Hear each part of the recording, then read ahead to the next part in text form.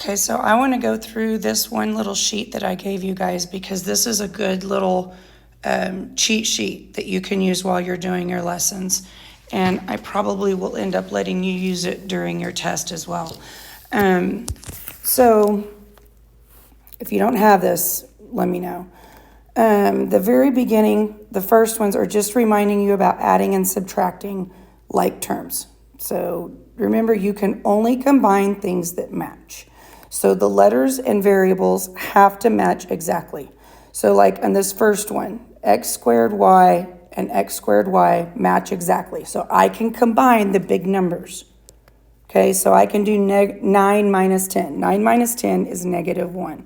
I am not going to change x squared y because I'm just saying how many x squared y's do I have when I combine those.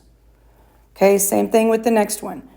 How many w's am I going to have if I combine 6 and 8 w's? Well, it wants me to subtract 6w from 8w. So that means take 8w and subtract 6w. How many do I have left? 2 w's. Okay, the product rule says I need to multiply. If I'm multiplying with exponents, I'm going to add them up. So x to the a plus b. If they're side by side, I'm adding them up. This says I'm multiplying h 2 times.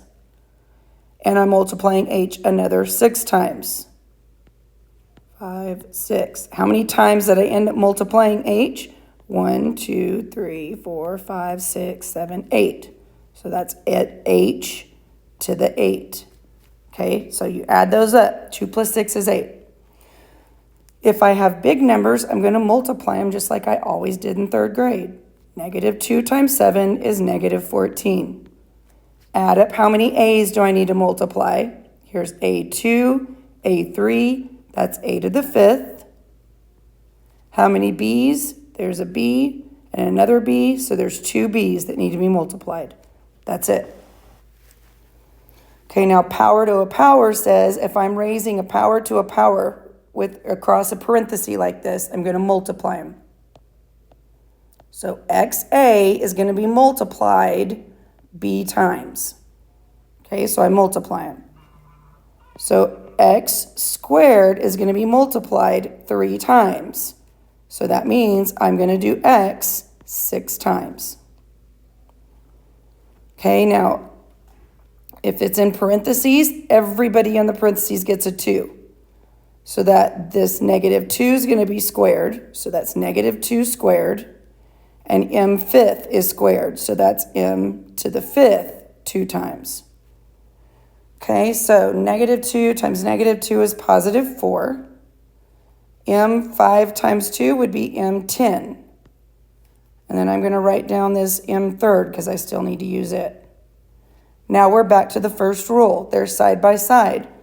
So I multiply m 10 times, another 3 times, 4 times m 13 times.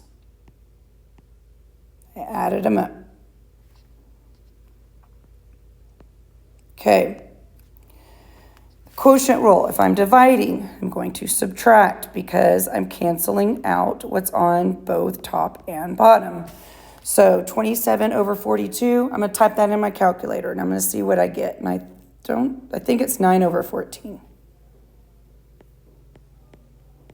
Now, if I got 5 x's on top, I got 1 x on bottom, that means 1 x is going to cancel out. So I'm left with 4 x's on top.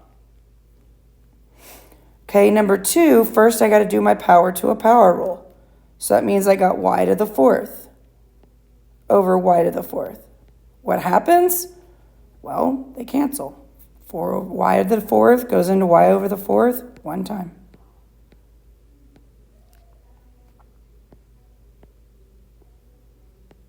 Okay. If I have a negative exponent, I need to make it positive. And in order to do that, I'm going to flip. Right now, the fraction would look like this if I made this into a fraction. In order to make that a positive, I have to flip it. So that means I'm going to put it on the bottom of the fraction, and it becomes positive. Okay? So I look at number 1. Negative 5 doesn't have anything. It doesn't have an exponent on it or anything, so I'm just going to leave it. Negative 5. Now, x to the negative 2. That negative 2 has to become positive.